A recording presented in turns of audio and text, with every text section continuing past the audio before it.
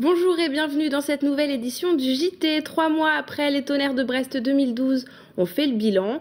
Fréquentation, organisation, chiffres, on en parle dans un instant avec Éric Husneau, le directeur de l'événement maritime. Mais tout de suite, l'actualité de ce mercredi 24 octobre 2012 dans le Finistère.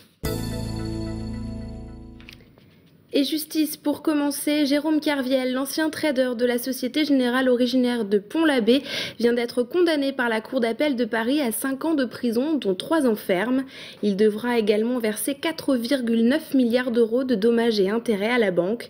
Son avocat étudie la possibilité d'un pourvoi en cassation. Le président de son comité de soutien à Pont-l'Abbé, René Coupa, reste confiant. Il pense que la peine de Jérôme Kerviel pourrait être aménagée. Une compagnie low cost s'en va, une autre arrive. Après l'arrêt des liaisons Brest-Paris avec EasyJet en septembre dernier, une nouvelle compagnie aérienne low cost s'installe à Brest. Il s'agit de Volotea. Elle va assurer des liaisons vers la Corse à partir du printemps 2013. Les explications sur cette nouvelle venue avec Pauline Ferco. Une petite nouvelle fait son entrée à l'aéroport de Brest. Déjà implantée dans 12 aéroports français, Volotea, jeune compagnie low-cost espagnole, proposera dès le printemps 2013 2 vols par semaine à destination de Bastia et Ajaccio. Ajaccio et Bastia font partie des destinations qui manquaient ou qui étaient peut-être pas assez développées au départ de la région Bretagne. En l'occurrence, on les a déjà développées au départ d'un certain nombre d'autres aéroports français sur lesquels on se positionne déjà depuis quelques mois. Et c'est 2 destinations qui ont très bien marché et qui peuvent certainement très bien marcher aussi au départ de Brest. Avec des billets proposés à partir de 29 €, Volotea souhaite se démarquer des autres compagnies low cost. Bien évidemment, un aspect qualitatif par un certain nombre de petits critères qui se mettent en place par rapport aux autres low cost traditionnels, en particulièrement le choix des sièges à bord des avions, mais aussi la distribution, puisqu'on distribue nos billets bien évidemment via le site volotea.com. Mais aussi via les agences de voyage. Donc tous les clients des agences de voyage pourront avoir accès aux vols vers Ajaccio et Bastia et aussi des agréments avec les tours opérateurs. Ajaccio et Bastia serviront de destination test durant l'été 2013. Si l'objectif de remplissage à 70% est atteint sur cette période, d'autres grandes villes françaises ou européennes pourraient être envisagées pour des vols réguliers. 2 entreprises finistériennes récompensées lors du salon Euronaval au Bourget, un salon spécialisé dans la défense navale et la sécurité maritime. La première société, IX Blue, dont un des sites est basé à Brest, a reçu un prix récompensant l'export. La seconde, Marinelec, une PME d'une quinzaine de personnes installée à Quimper, s'est vue décerner le prix de l'innovation. On écoute le directeur de cette entreprise, Pascal Citeau. Il décrit le produit qui lui a valu ce trophée. On est récompensé pour l'application de la technologie du courant porteur en ligne sur un système d'alarme. Donc c'est une technologie qui permet sur un câble unique de passer et la puissance électrique et le signal d'alarme sur le même câble, qui permet une réduction du câblage sur le bateau. Des colonnes comme celle-ci, il peut y en avoir jusqu'à 35 à peu près sur un bateau de croisière.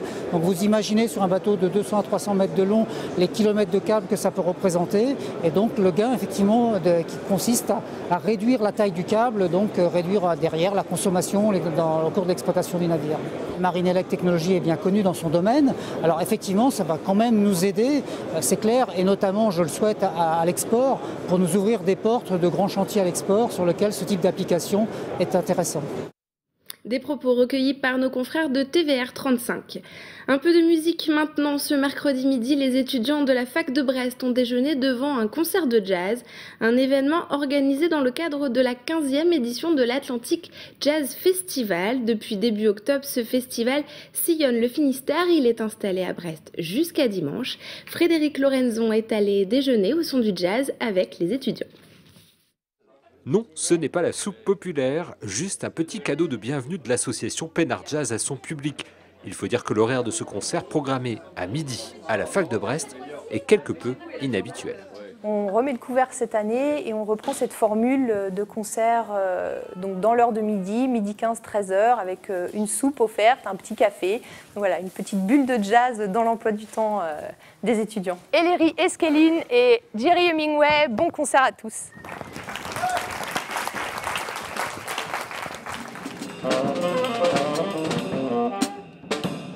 Pendant 3/4 d'heure, le duo Jerry Hemingway à la batterie et Ellery Eskelin au saxo ouvre une parenthèse musicale devant une salle comble et un public de tous âges. À la fin du set, atterrissage pour un public conquis et qui goûte à cet instant de sérénité placé au milieu de la journée. En tout cas, c'est une belle surprise, un très très beau duo. Ça m'a beaucoup détendu.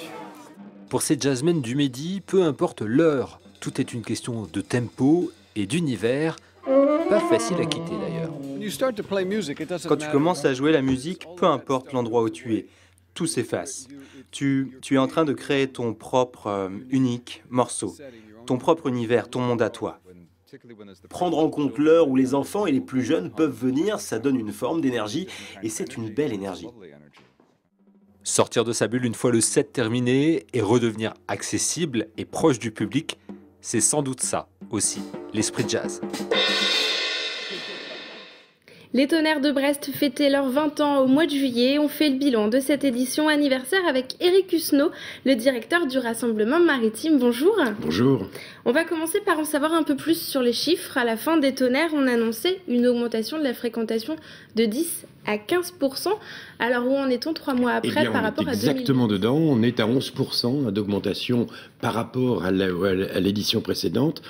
Donc c'est un chiffre qui est très important. Il témoigne de deux choses. Il témoigne d'une part en période complexe. Ça représente combien de visiteurs ? Ça représente 715 000 visiteurs. 715 000 visiteurs et à peu près, vous en avez à peu près, allez, on va dire 55% qui sont payants et le reste qui est l'ensemble, 60% payants et le reste qui sont des visiteurs, les acteurs de la fête, tous ceux qui participent à cette fête. Et c'est là où le chiffre est tout à fait important parce que dans une période un peu délicate en matière à la fois économique et touristique, de voir qu'il y a un engouement comme ça ici à la pointe de la Bretagne, attirer en 6 jours 700 000 personnes, c'est beaucoup de monde. Et ça témoigne aussi de cette fantastique, je dirais, envie de l'ensemble de notre région, de parler de la mer, de parler des océans et d'en parler avec beaucoup de véracité. Je crois que c'est ça qui fait le succès des Tonnerres de Brest. Alors c'est une des grandes satisfactions de cette édition. Est-ce qu'il y en a d'autres ? Il y en a plein. On est en train de faire tout le bilan de l'ensemble de cette opération. Grande satisfaction aussi, qui est la signature des Tonnerres de Brest, et qui est unique, c'est le fait d'emmener en mer beaucoup de monde. L'organisation a pu emmener en mer pas loin de 80 000 personnes qui ont été en mer. À ça, il faut ajouter les 1000 bateaux qui étaient invités, qui eux aussi allaient en mer. On estime chaque jour, autour de 15-20 000 personnes qui ont pu naviguer dans cette magnifique rade de Brest. Alors ça, c'est pour les points positifs. Les points négatifs, qu'est-ce que ça serait ? Les points négatifs, c'est la complexité de monter une opération comme ça.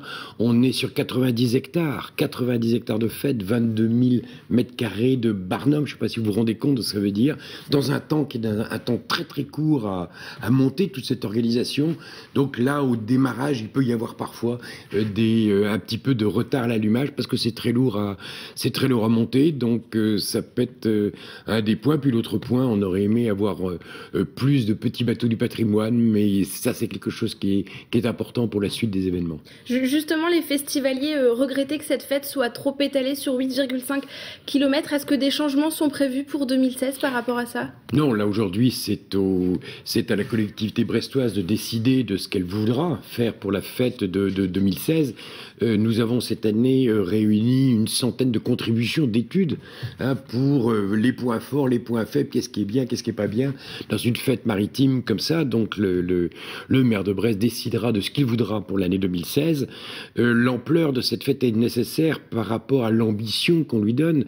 Quand vous pensez à la quantité de bateaux, de gros bateaux qui étaient présents, et si on pense à cette flotte russe, c'est la première fois en France que vous aviez un brise-glace, les 2 plus grands voiliers du monde, vous aviez aussi un bateau de guerre. C'est énorme comme présentation et donc là, il faut des longueurs de quai très importantes si on veut avoir de l'ambition pour ces fêtes maritimes. De l'ambition, justement, en quelques mots, le bilan financier de cette édition. Le bilan financier, c'est un bilan qui est équilibré en dépenses et en recettes. Ça aussi, c'est un élément qui est très important. Aujourd'hui, les recettes financières qui sont liées à la billetterie, mais aussi à tous les partenaires tous nos partenaires qui nous accompagnent, la commercialisation de l'ensemble de cette opération permettent de rendre cette fête possible. Sans eux, bien évidemment, cette fête ne serait pas la même, ne peut pas être à la hauteur de ses ambitions. Donc bien évidemment, le budget est en équilibre. Merci Eric Husneau d'avoir répondu à nos questions. On se retrouve demain pour un nouveau point sur l'actualité du Finistère. Merci de nous avoir suivis. Bonne soirée sur TBO.